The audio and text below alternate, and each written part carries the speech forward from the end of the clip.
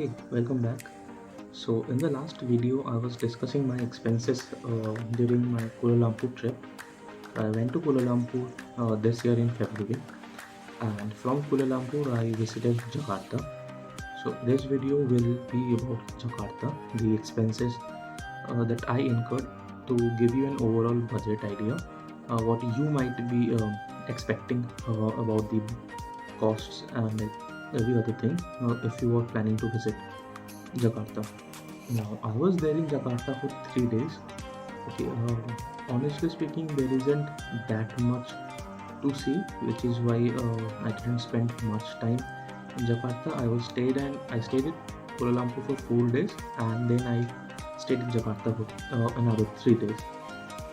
Anyway, so this video is going to be about the overall expenses that you can expect if you visit Jakarta and the visa and the other immigration and other formalities that you can expect. Okay, now this is just Jakarta, by the way. It doesn't include Bali. Bali is a more popular destination in Indonesia, so I'll keep that sometime later. All right, so coming to the flights, as I was telling you that flights like in the Malaysia vlog I was talking about. So I had a flight from Kuala Lumpur to Jakarta, and then from Jakarta I went to Mumbai and then to Kolkata. So I'm talking about the flights from Jakarta to India. So the round way trip cost me 13,590 rupees, and mind you, this one way was just the baggage, sorry, one way was with AirAsia. So in AirAsia you only get a hand baggage, so I had to pay extra to add a check-in luggage. I had to pay, I think, 4 to 5,000 rupees extra for that, and with that I got a 20 kilo check-in luggage, and with that I got a free meal as well. So everything is included in that package. Okay, so that was, and in my return flight I had Indigo, so it was a connecting flight from Jakarta to Mumbai. Then I had a layover in Mumbai, and from Mumbai back to Kolkata. So in adding all these flights, it was 13,519 rupees. Coming to the hotels, well, hotels in Jakarta is very cheap. I stayed at a place called Gajah Mada, which is not that much touristy.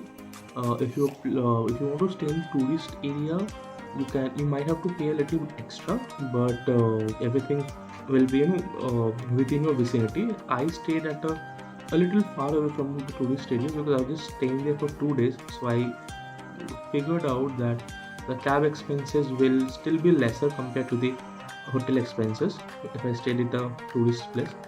So my two hotels in Jakarta, basically, if you go for standard 3-star hotels, they start from around 2,000 rupees per night, and they will obviously go up as much as you want. But the hotel which I stayed, it was called Hotel Gajah Mada Plaza. So that hotel for 2 nights I had to pay 4,157, which is a little less than 2,100 rupees per night.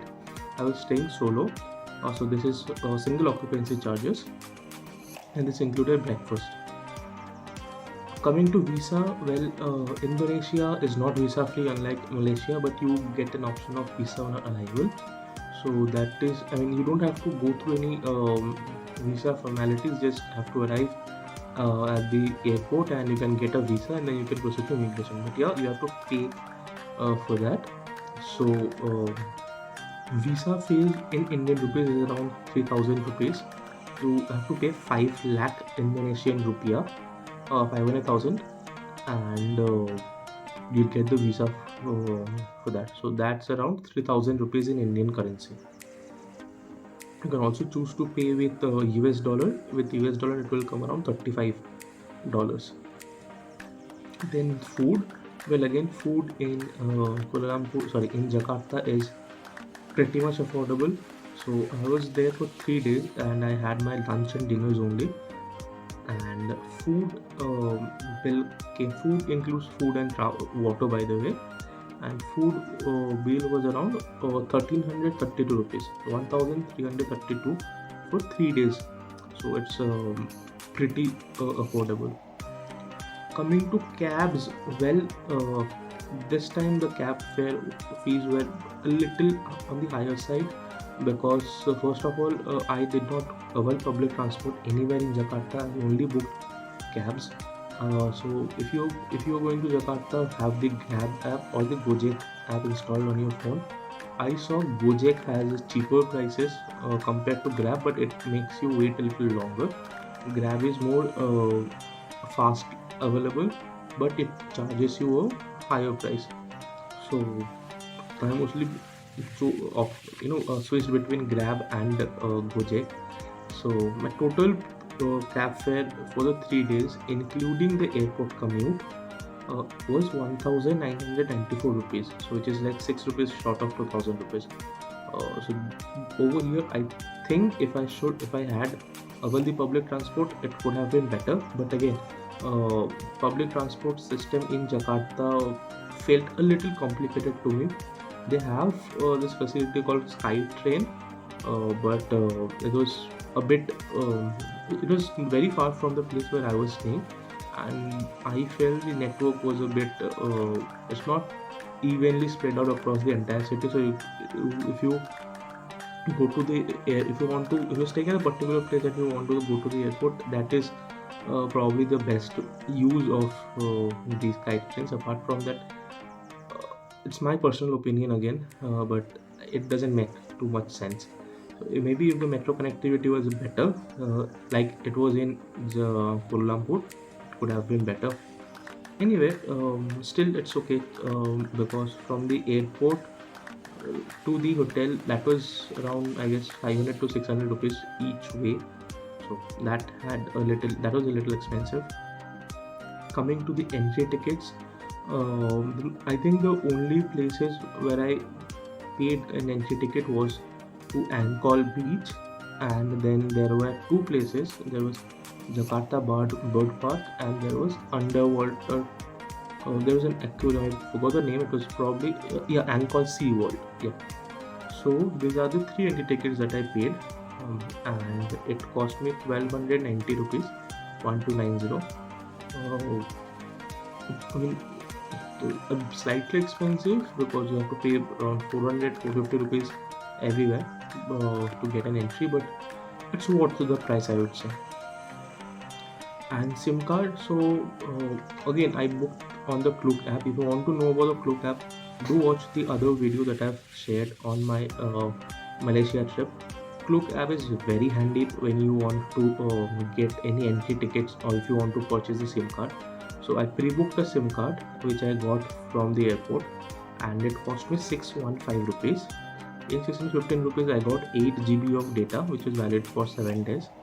And this particular SIM card, this was valid in 8 countries. They did not include Malaysia, which is why I had to get a separate SIM card for Malaysia. But Indonesia was covered, and apart from that, 7 other countries were there. But yeah, I was staying there for 3 days, and 8 GB was more than enough for me, and it cost me 615 rupees, which I got directly from the airport. So these were the major expenses that I had to incur, and the total comes to 25,907 rupees, so a little short of 26,000 rupees. And I was there for 2 nights and 3 days, and this 26,000 includes the visa and the flight fare, by the way. So it's pretty affordable, pretty cheap. There is a myth that international travels require 1 lakh, 1.5 lakh rupees. It's nothing like that. You can easily do a trip in a budget. And yeah, this doesn't include the souvenirs, by the way. So I did some souvenir shopping for my friends and family back home. This doesn't include the souvenirs. But yeah, apart from that, flights, hotels, visa, food, cabs, entry tickets, SIM card, everything comes down to 26,000 rupees. Now there is another thing that I would like to highlight. My hotel was for 4,200 approx, and the cabs were for 2,000 rupees. Now this could have been shared if I was traveling with another person. So if you are traveling with 2 people, and then the per head expenses may come down from 26,000 to maybe 21 or 22,000 area. So solo travel is a little expensive, I would say, because you are not sharing the expenses with somebody, but yeah, you have a lot of flexibility and you can choose what you want to do, when you want to do, how you want to do. So there's a level of freedom that I get, which is why I prefer traveling solo. But yeah, mm, if you are not a solo traveler, if you want to travel with a company, that's also great. So, but yeah, all, all I want to say is travel. Travel the world. It's a huge world out there. Go out and explore.